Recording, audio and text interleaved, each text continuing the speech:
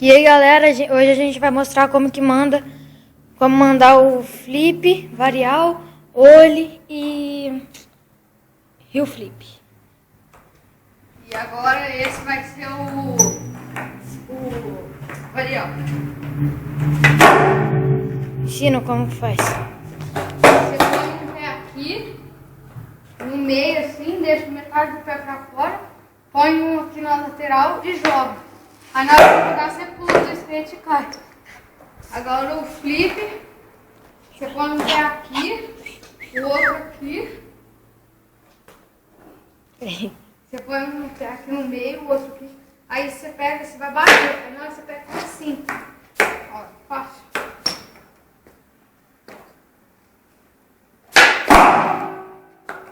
E agora a gente vai mostrar como que é o olho. Para mandar o ollie, posiciona os pés assim, no meio e outro no meio do skate. Aí quando você vai flexionar, levantar e arrastar esse pé para cima.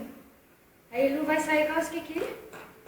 E aí o skate vai fazer assim, você vai bater, já levantar, raspar esse pé aqui, esse aqui vai fazer assim, você mata.